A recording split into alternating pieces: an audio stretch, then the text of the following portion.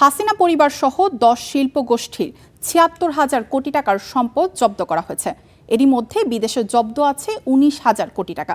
বুধবার আর্থিক গোয়েন্দা বিএফআইইউ এর বার্ষিক প্রতিবেদন প্রকাশ অনুষ্ঠানে আয়োজিত সংবাদ সম্মেলনে এসব তথ্য জানানো হয়।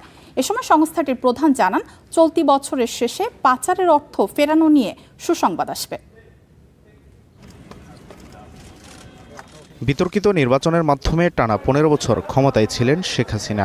২০২৪ সালে গণঅভ্যুত্থানের মুখে সরকার পতনের পর তিনি সহ পরিবারের সদস্যদের দুর্নীতির অভিযোগ আসছে। আর্থিক গোয়েন্দা সংস্থা বিএফআইইউ বলছে, হাসিনা ও তার পরিবারের সম্পদ জব্দ করার পাশাপাশি দেশের 10টি শীর্ষস্থানীয় গ্রুপের মোট ৭৬,০০০ কোটি টাকার সম্পদ জব্দ করা হয়েছে।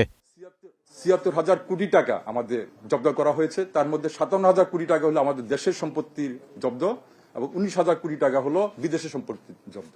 বুধবার বাংলাদেশ ব্যাংকে সংস্থাটির বার্ষিক প্রতিবেদন প্রকাশ অনুষ্ঠানে আরও জানানো হয়, পাচার ও দুর্নীতির মাধ্যমে লোপাট হওয়া সম্পদ পুনরুদ্ধারে ৯৮টি মামলা দায়ের করা হয়েছে। এর মধ্যে 4টি মামলার রায় হয়েছে। চার্জশিট দাখিল হয়েছে 9টির, যদিও বিদেশে পাচার হওয়া অর্থের পরিসংখ্যান দিতে পারেনি বিএফআইইউ। যে সম্পত্তিগুলি পাচার হয়েছে, এই সম্পত্তিগুলি পুনরুদ্ধারের জন্য আমাদের 2টি ধারায় আসলে আমাদের কার্যক্রম অব্যাহত আছে। একটি হলো ক্রিমিনাল প্রসিডিংস, আর হলো একটি সিভিল প্রসিডিংস।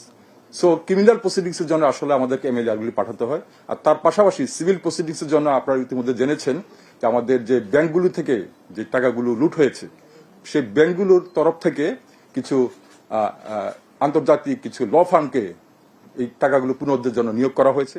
সংস্থাটির বার্ষিক প্রতিবেদন বলছে, গণঅভ্যুত্থানের পর অন্তর্বর্তী সরকারের সময় ২০২৪-২৫ অর্থবছরে রেকর্ড ৩০,১৯৯টি সন্দেহজনক লেনদেন শনাক্ত হয়েছে, যা আগের অর্থবছরের তুলনায় প্রায় দ্বিগুণ। তবে সব লেনদেনই যে অপরাধের সঙ্গে যুক্ত ছিল তা বলা যাবে না।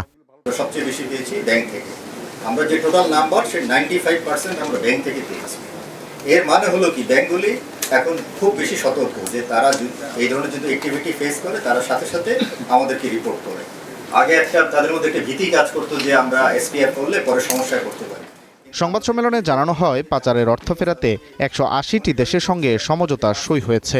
তবে অর্থ ফেরানোর প্রক্রিয়া জটিল ও সময় সাপেক্ষ বলে স্বীকার করে বিএফআইইউ। গোয়েন্দা প্রতিবেদন তৈরি করে আমরা এটা ওয়ালেদ সাকিব, স্টার নিউজ, ঢাকা।